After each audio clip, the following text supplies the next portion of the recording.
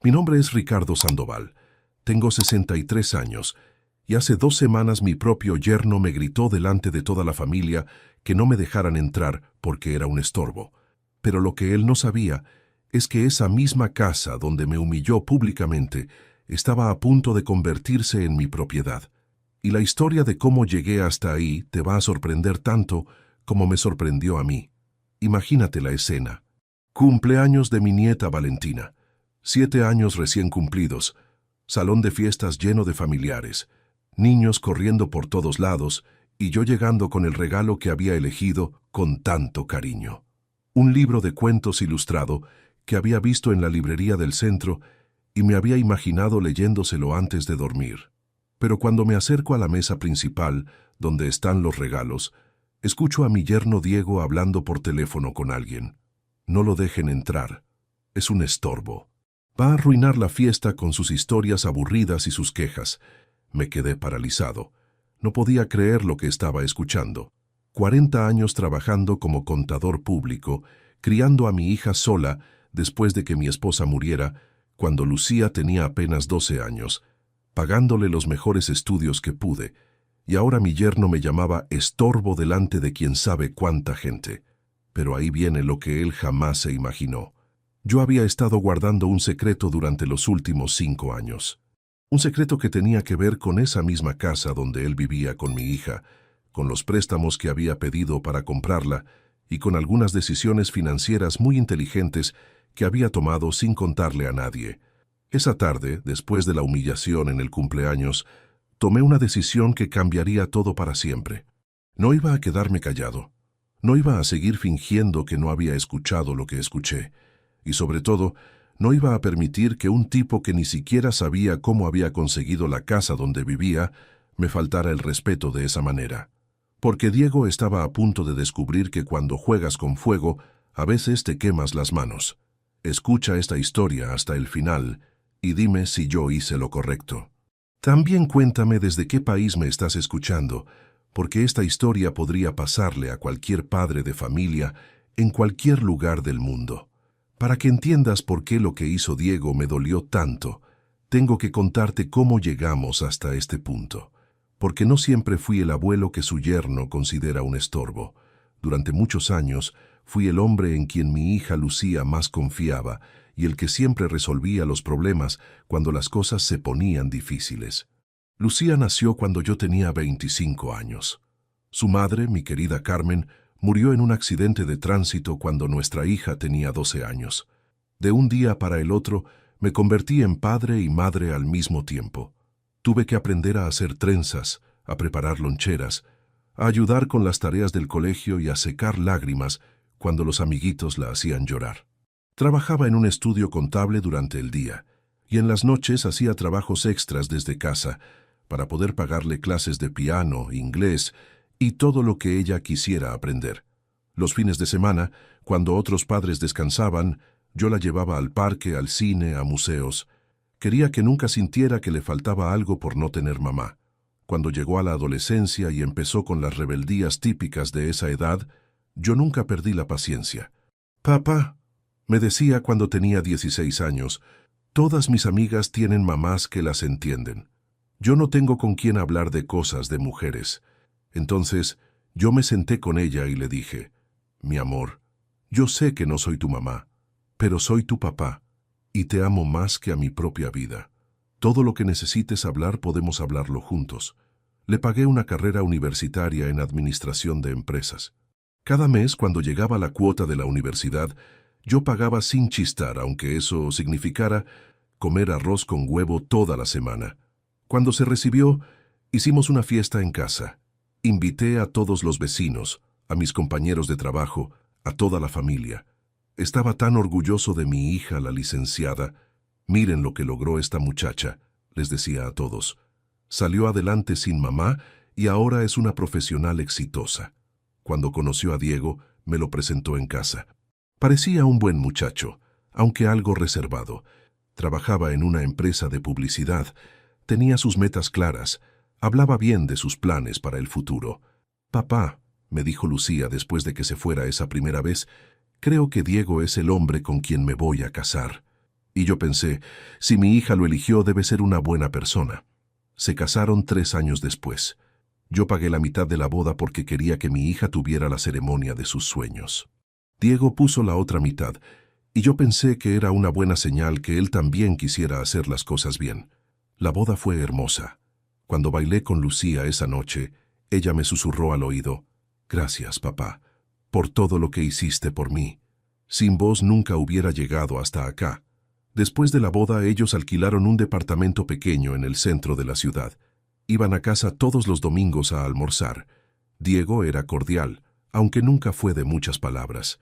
Yo trataba de incluirlo en las conversaciones, de preguntarle por su trabajo, de conocerlo mejor, pero siempre tenía esa barrera invisible que no me dejaba acercarme demasiado. Cuando nació Valentina, mi primera nieta, yo me volví loco de alegría. Finalmente iba a ser abuelo. Lucía me llamó desde el hospital a las 3 de la mañana. «Papá ya nació. Es una nena preciosa y tiene tus ojos». Fui corriendo al hospital, y cuando vi a esa pequeñita dormida en los brazos de mi hija, se me llenaron los ojos de lágrimas. «Carmen», pensé, «ojalá pudieras ver a tu nieta». Los primeros días después del nacimiento fueron una locura hermosa. Yo iba al hospital todas las mañanas y todas las tardes. Llevaba flores para Lucía, regalitos para la bebé, y me quedaba horas enteras mirando a Valentina dormir. Las enfermeras me conocían y me decían, «Don Ricardo, usted es el abuelo más dedicado que hemos visto». Y era verdad. Había esperado tanto tiempo para conocer a esa nieta que no me cansaba de mirarla. Diego parecía contento con mi presencia en esos primeros días. Creo que estaba tan abrumado con la responsabilidad de ser padre primerizo que agradecía tener a alguien con experiencia cerca. «Ricardo», me decía, «¿vos te acordás cómo era Lucía cuando era bebé? ¿Lloraba mucho por las noches?». Yo le contaba todo lo que recordaba, tratando de tranquilizarlo. Cuando llegaron a casa con Valentina, yo estaba esperándolos con la casa preparada. Había comprado una cunita, había llenado la heladera de comida, había limpiado todo de arriba a abajo. Quería que mi hija se sintiera cómoda y apoyada en esos primeros días tan difíciles de la maternidad. Diego agradeció todo lo que había hecho, pero ya entonces noté cierta incomodidad cuando yo tomaba iniciativas sin consultarle. Los primeros años fueron hermosos. Yo cuidaba a Valentina cuando Lucía tenía que trabajar. La bañaba, le daba de comer, la llevaba al parque. Ella era mi adoración, mi razón de ser. «Abuelo Ricky», me decía cuando empezó a hablar. Era la primera palabra que pronunciaba cuando me veía llegar. Diego nunca se opuso a que yo pasara tiempo con la nena, pero tampoco parecía muy contento con mi presencia constante. Recuerdo perfectamente el día que Valentina dio sus primeros pasos. Yo estaba en el living de su casa, jugando con ella en el suelo, cuando de repente se soltó del sofá y caminó 3 pasitos hacia mí. Me puse a gritar de la emoción. «Lucía, Diego, vengan rápido». Valentina caminó. Corrieron desde la cocina y yo les conté todo detalle por detalle. Pero noté que Diego tenía una cara rara, como si no le gustara que yo hubiera sido testigo de ese momento tan importante antes que él. Lo mismo pasó cuando dijo su primera palabra completa, que no fuera papá o mamá. Estábamos en el jardín de su casa y Valentina señaló una mariposa y dijo claramente «mariposa». Yo me puse loco de contento y la llamé genio. Me puse a aplaudir como un loco. Cuando llegó Diego del trabajo y le conté lo que había pasado, su reacción fue fría. «Ah, qué bueno», dijo, pero sin demostrar la emoción que yo esperaba que sintiera. Con el tiempo me di cuenta de que Diego se sentía competencia conmigo por el cariño de Valentina. Cuando yo llegaba a la casa, ella corría a abrazarme y se olvidaba de lo que estaba haciendo con él. Cuando le leía cuentos, se quedaba más tranquila que cuando él trataba de hacerlo. Cuando la cuidaba, raramente lloraba o hacía berrinches. Creo que él interpretaba todo eso como una crítica a su capacidad como padre. También me dijo algo que me hizo reflexionar durante semanas. «Papá, yo sé que vos criaste a Lucía sola y que hiciste un trabajo increíble, pero ahora ella tiene un marido que también tiene derecho a tomar decisiones sobre su familia. A veces siento que vos no confías en que yo pueda ser un buen padre para Valentina». Esas palabras me impactaron porque había algo de verdad en ellas. Efectivamente, Yo no confiaba completamente en Diego como padre. No porque fuera malo o irresponsable, sino porque yo había criado a Lucía con tanto cuidado y dedicación que me costaba aceptar que alguien más supiera lo que era mejor para mi nieta. Había pasado 25 años siendo el único responsable de las decisiones importantes en la vida de mi hija, y ahora tenía que compartir esa responsabilidad con un hombre que apenas conocía. Le prometí que iba a tratar de ser menos controlador, que iba a respetar más su rol como padre. Durante algunos meses realmente hice el esfuerzo. Dejé de dar opiniones no solicitadas sobre la crianza de Valentina. Dejé de llevar regalos cada vez que iba de visita. Dejé de intervenir cuando ella hacía berrinches delante mío. Traté de comportarme como un abuelo normal, no como un segundo padre. Pero paradójicamente, mientras más me alejaba del rol de cuidador principal, más incómodo se sentía Diego conmigo.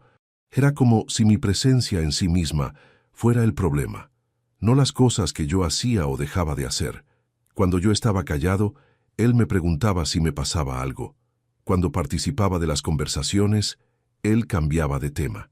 Cuando jugaba con Valentina, él encontraba alguna excusa para interrumpir el juego. Un día, después de varios meses de tensión creciente, decidí hablar directamente con él. «Diego», le dije, «siento que no importa lo que hagas, siempre hay algo que te molesta de mi presencia acá.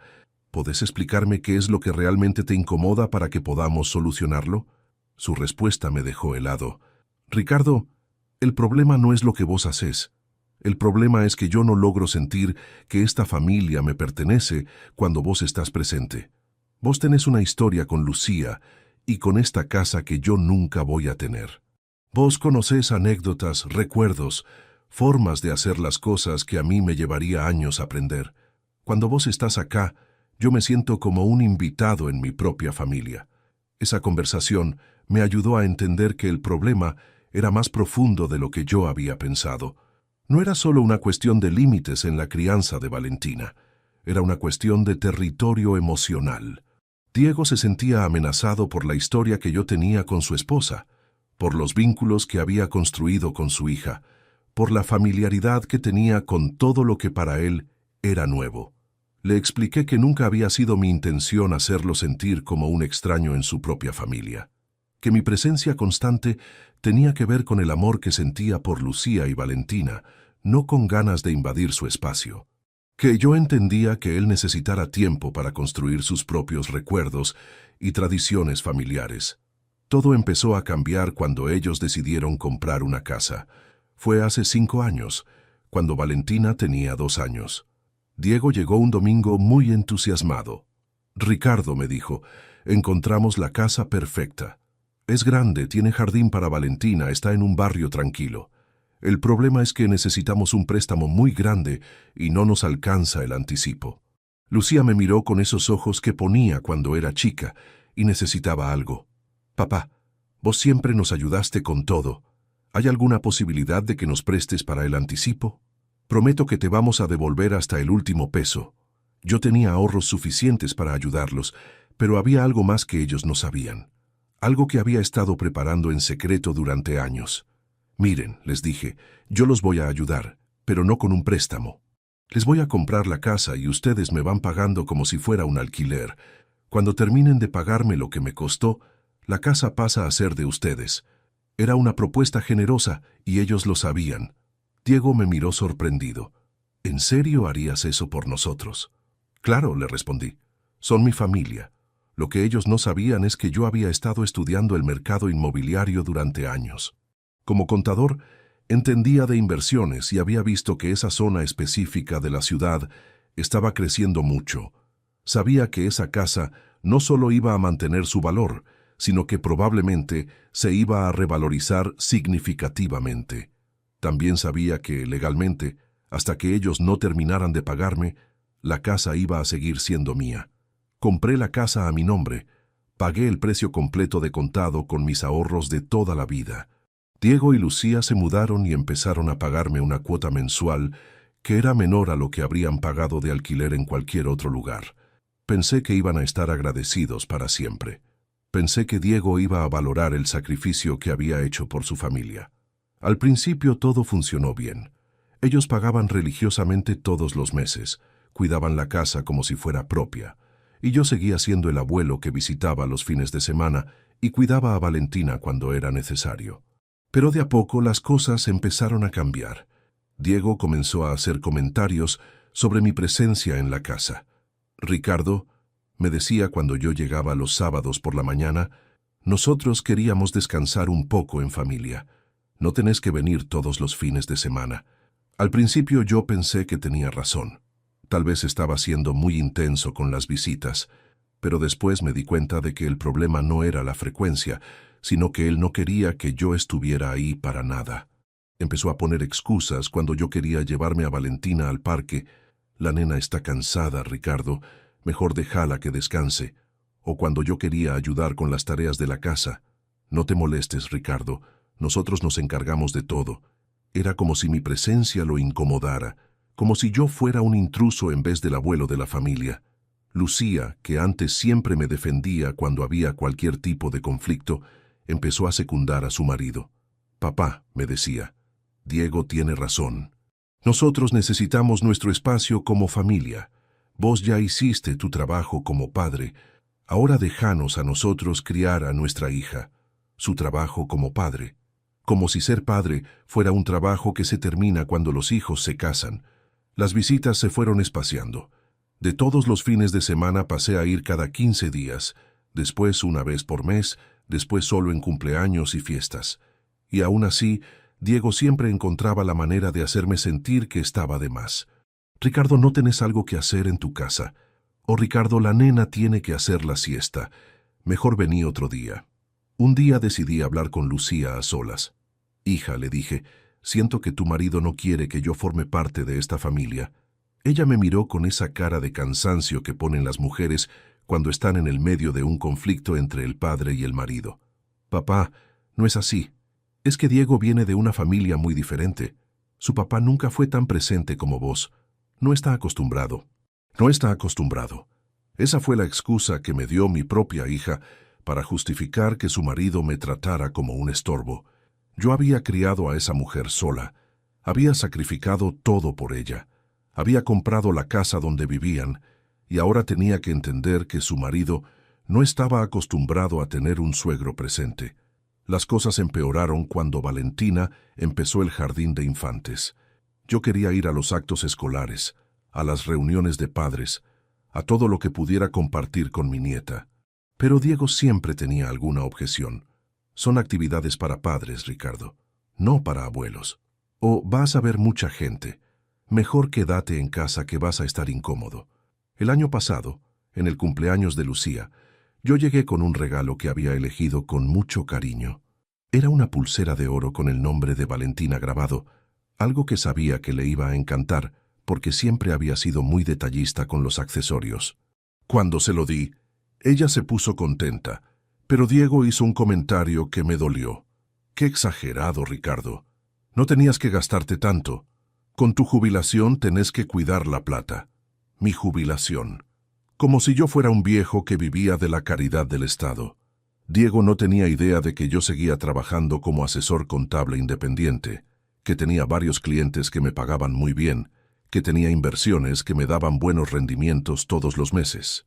Para él, yo era simplemente el suegro jubilado que había tenido suerte de poder ayudarlos con la casa.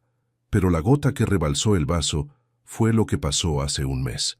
Yo había estado sintiendo algunos dolores en el pecho y decidí ir al médico para hacerme unos estudios.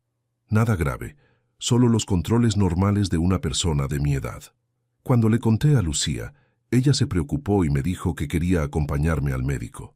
Diego escuchó la conversación y dijo algo que nunca voy a olvidar.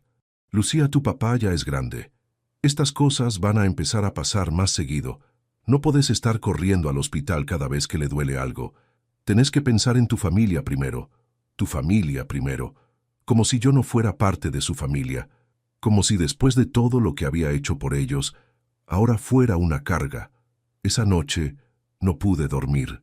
Me quedé despierto pensando en todo lo que había pasado, en cómo había llegado a este punto donde mi propio yerno me veía como un estorbo. Pensé en Carmen, en lo orgullosa que habría estado de ver a Lucía convertida en madre.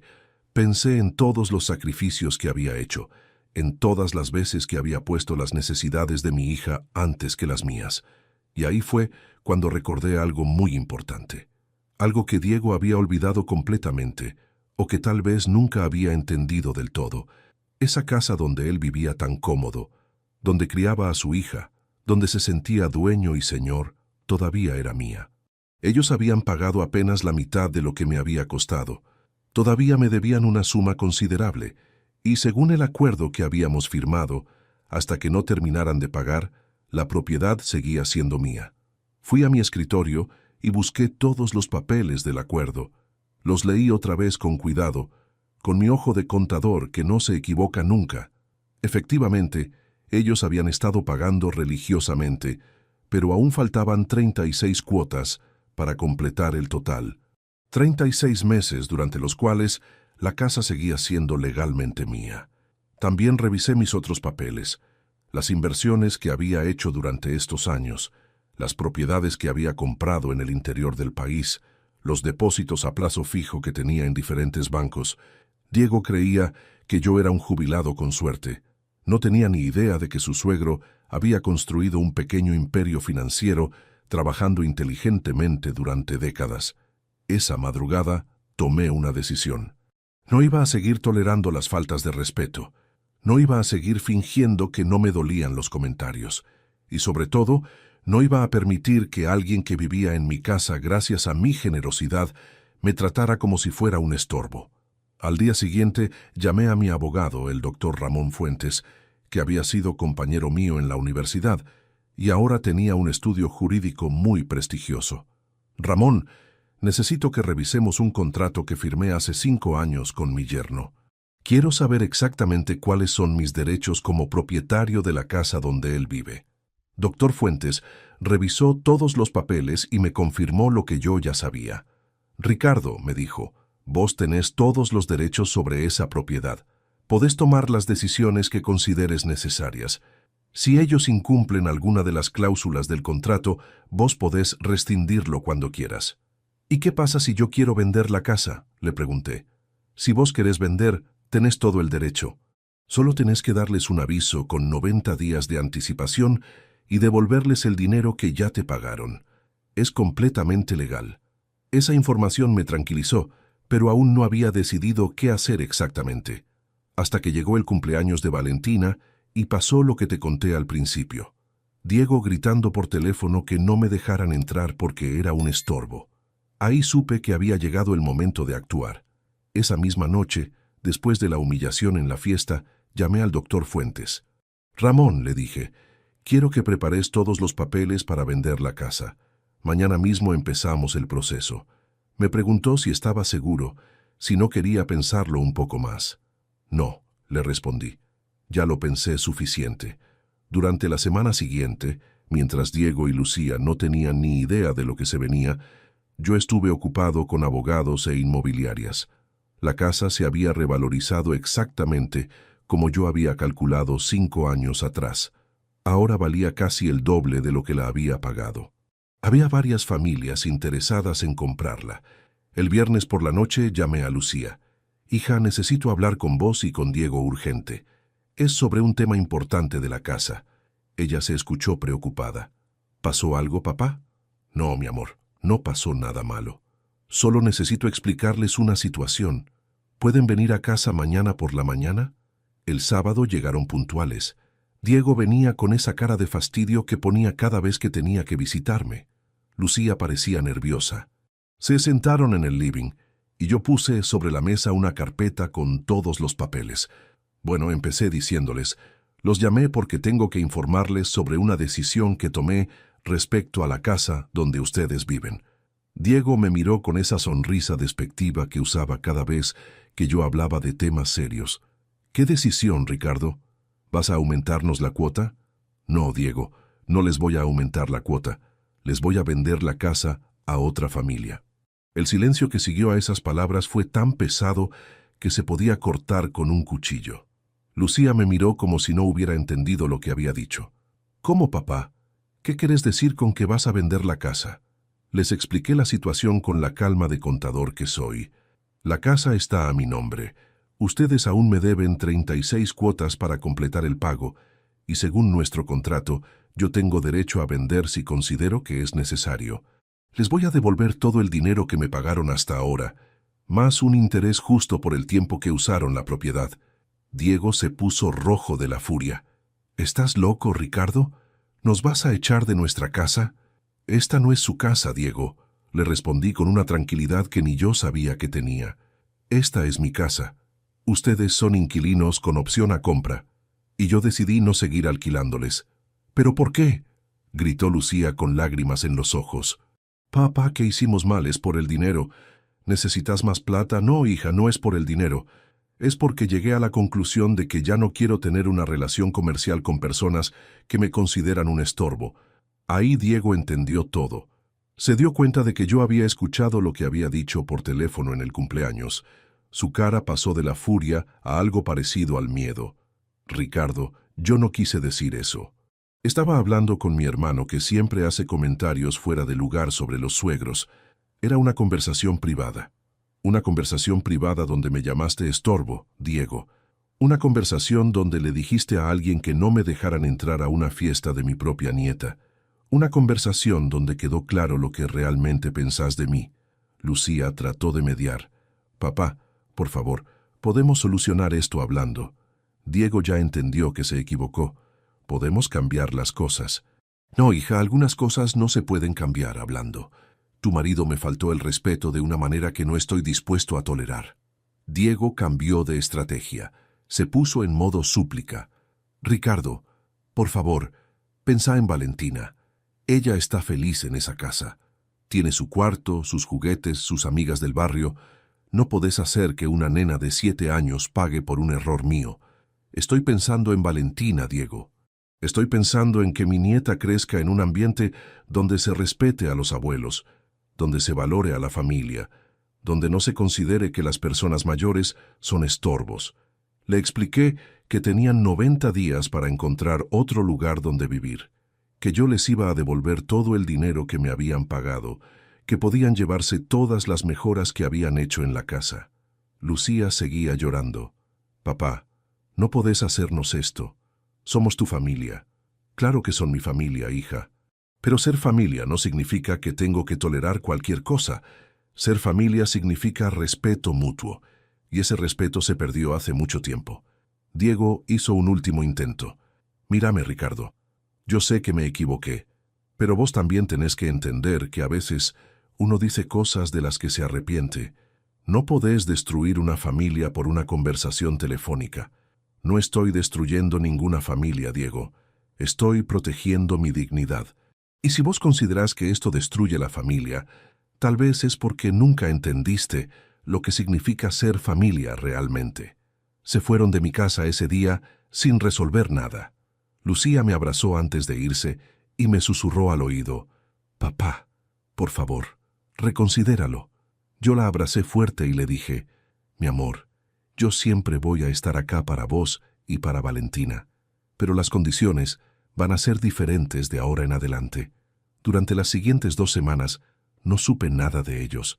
Imaginé que estarían buscando desesperadamente otro lugar donde vivir, tratando de conseguir un préstamo para comprar otra casa, lidiando con la realidad de que papá Ricardo no era el viejito inofensivo que habían pensado. El miércoles de la segunda semana me llamó Lucía. «Papá, encontramos una casa para alquilar. No es tan linda como la que tenemos ahora, pero es lo que podemos pagar. ¿Cuándo podemos coordinar la mudanza?» «El sábado de esa semana», dije. «El sábado viene la familia que compró la casa a conocerla y a tomar las medidas para sus muebles. Ustedes pueden aprovechar ese día para llevarse todas sus cosas». El sábado llegó más rápido de lo que esperaba. A las 9 de la mañana apareció el camión de mudanzas en la casa que había sido de ellos durante 5 años. Yo llegué a las 10 con los nuevos propietarios. Una pareja joven con 2 hijos pequeños que habían pagado la casa al contado y que estaban muy emocionados con su nueva adquisición. Diego estaba dirigiendo a los muchachos de la mudanza con una cara de amargura que daba pena.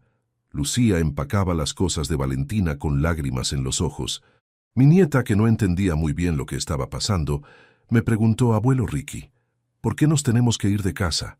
Porque a veces los grandes tenemos que tomar decisiones difíciles, mi amor, le respondí. Pero vos siempre vas a ser mi nieta favorita, y yo siempre voy a estar cuando me necesites. Los nuevos propietarios recorrieron la casa con esa alegría que da estrenar algo propio. «Qué linda cocina», decía la señora. «Los chicos van a estar cómodos en estos cuartos», comentaba el marido. Mientras tanto, Diego cargaba cajas con la bronca dibujada en la cara. Cuando terminaron de cargar todo, se acercó a mí. «Ricardo», me dijo, «espero que estés conforme con lo que hiciste». «Sí, Diego, estoy muy conforme, y espero que vos hayas aprendido algo de todo esto». ¿Qué se supone que tenía que aprender? Que las palabras tienen consecuencias, que faltar el respeto a las personas mayores no es gratis, y que nunca se sabe quién tiene realmente el poder en una situación. Lucía se despidió de mí con un abrazo que duró varios minutos. «Papá», me dijo, «yo sé que vos no sos malo. Sé que hiciste esto porque te dolió mucho lo que pasó, pero espero que algún día podamos volver a ser la familia que éramos antes.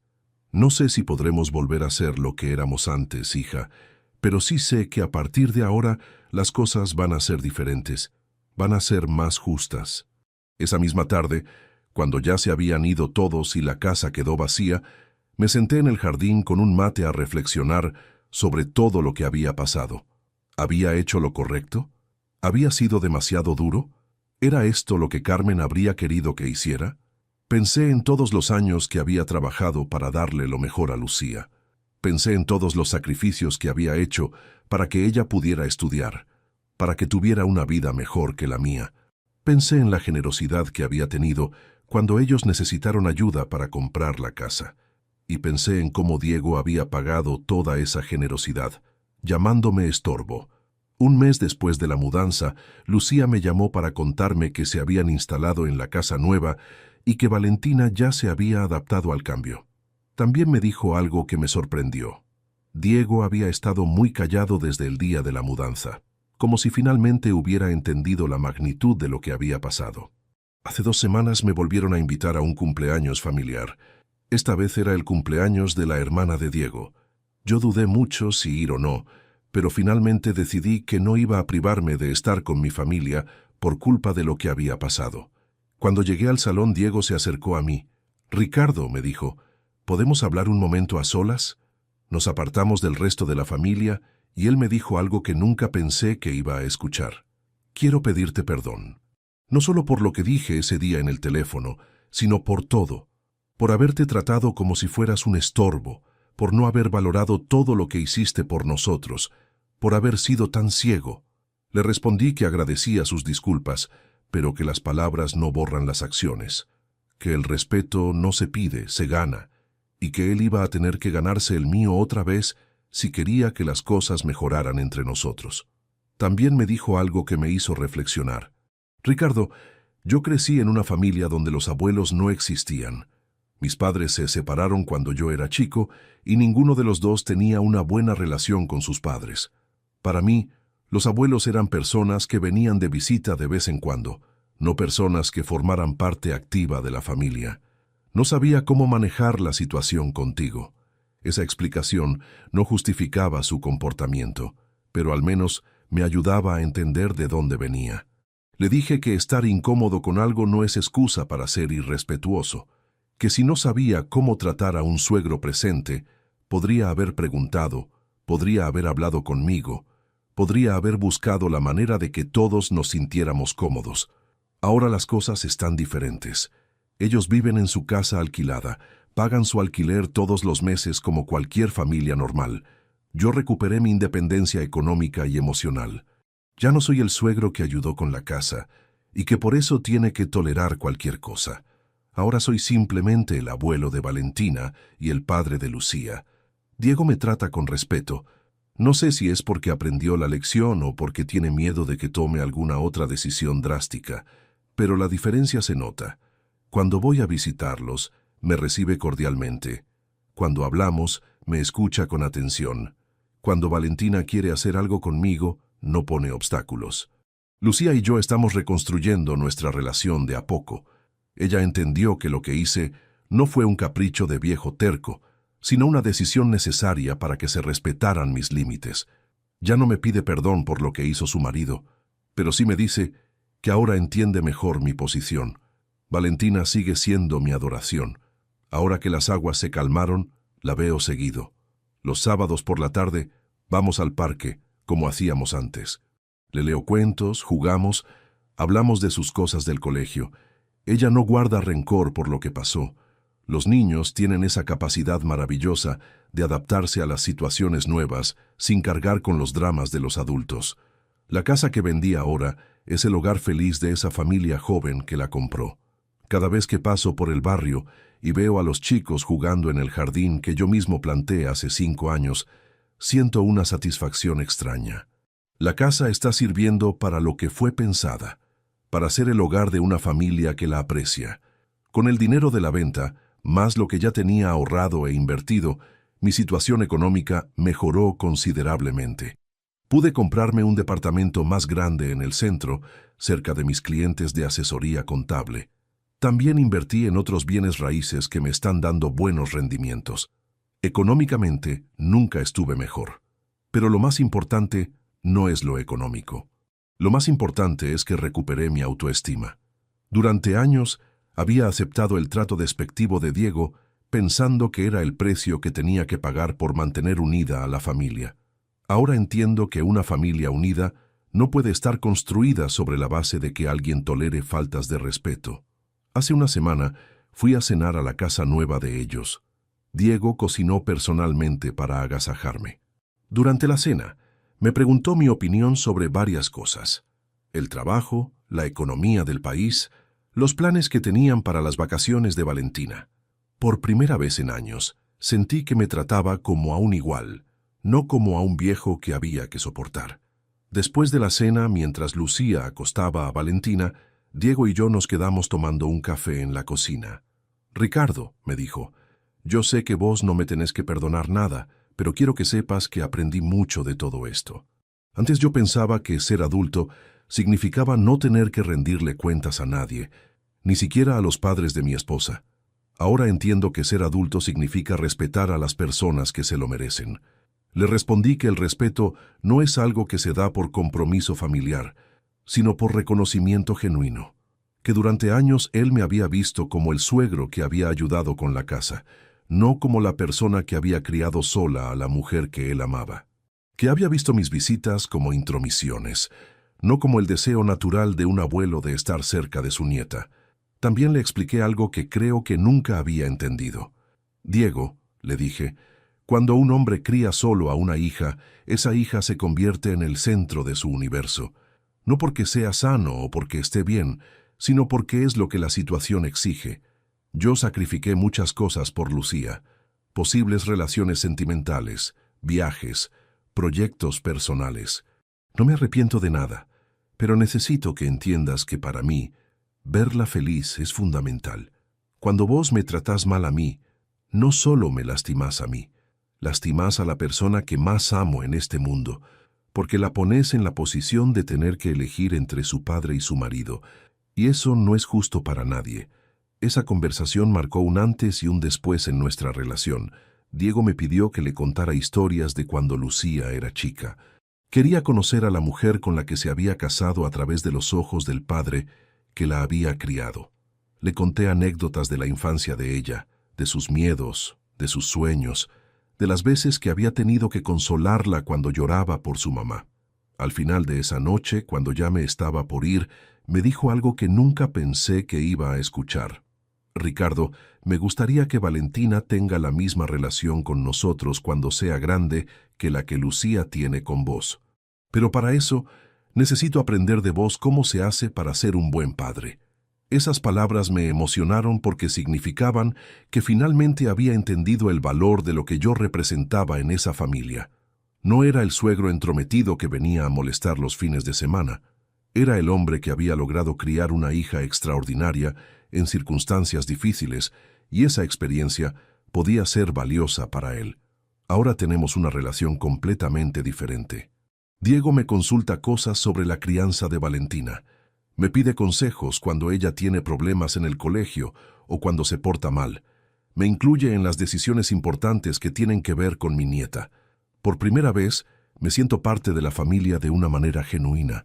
Lucía está más tranquila. Ya no tiene que hacer equilibrio entre las demandas de su marido y el cariño por su padre. Ya no tiene que inventar excusas para justificar por qué Diego no quiere que yo vaya de visita. Ahora las visitas surgen naturalmente cuando todos tenemos ganas de estar juntos. La semana pasada, Valentina me hizo una pregunta que me llegó al alma. Abuelo Ricky, ¿por qué antes papá no quería que vinieras tanto a casa y ahora sí? Le expliqué, con palabras que pudiera entender, que a veces los grandes necesitan tiempo para aprender a llevarse bien, que su papá y yo habíamos tenido algunos malentendidos, pero que ahora ya estaba todo solucionado. ¿Y no te vas a volver a enojar con papá?, me preguntó. No, mi amor, no me voy a volver a enojar. Pero si alguien me trata mal, yo me voy a defender. Porque uno tiene que quererse a sí mismo para poder querer bien a los demás. Creo que esa fue la lección más importante de toda esta historia. Durante años, yo había confundido el amor familiar con la tolerancia infinita.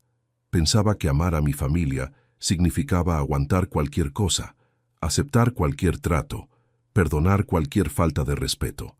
Ahora entiendo que el amor verdadero incluye límites claros. Si yo no me hubiera respetado a mí mismo, si hubiera seguido tolerando los desprecios de Diego, Valentina habría crecido pensando que está bien tratar mal a los abuelos. Habría aprendido que las personas mayores son estorbos que hay que soportar por compromiso. Mi decisión, aunque dolorosa, le enseñó que todos merecemos respeto, sin importar la edad. También aprendí que nunca es tarde para cambiar las reglas del juego. Durante 5 años, acepté un rol que no me correspondía, el del suegro agradecido que debía estar callado porque había sido generoso con la casa. Cuando me di cuenta de que esa generosidad se había convertido en una excusa para maltratarme, cambié las reglas. Algunos podrían decir que fui cruel, que eché a mi propia hija de la casa que yo mismo le había conseguido, pero yo no los eché por maldad. Los eché por dignidad, y esa dignidad, al final, terminó mejorando la relación familiar. Hoy puedo decir que soy un hombre de 63 años que aprendió a valorarse a sí mismo, que entendió que el cariño familiar no puede estar basado en el chantaje emocional o en la dependencia económica, que descubrió que cuando uno se respeta, los demás también lo respetan. La historia que te conté no es solo la historia de un abuelo que se cansó de que lo trataran mal. Es la historia de cualquier persona que llega a un punto en la vida donde tiene que elegir entre ser querido o ser respetado. Yo elegí ser respetado, y paradójicamente, eso me ayudó a ser querido de verdad. Si vos estás pasando por algo parecido, si hay alguien en tu familia que te trata como si fueras un estorbo, quiero que sepas que no tenés que tolerarlo. No importa si es tu hijo, tu yerno, tu nuera o quien sea.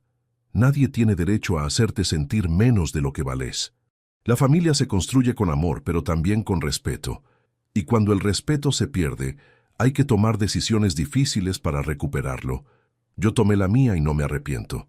Al contrario, creo que fue la mejor decisión que pude haber tomado. Contame qué opinás de mi historia. ¿Hice bien o crees que fui demasiado duro?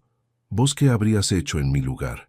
Y decime también desde qué país me estás escuchando, porque me gusta saber que estas historias llegan a gente de todos lados, que tal vez está pasando por situaciones parecidas. Al final, lo que más importa no es tener razón o no tenerla. Lo que importa es poder mirarse al espejo todas las noches y sentir que uno actuó con dignidad. Yo puedo hacer eso, y esa tranquilidad no tiene precio.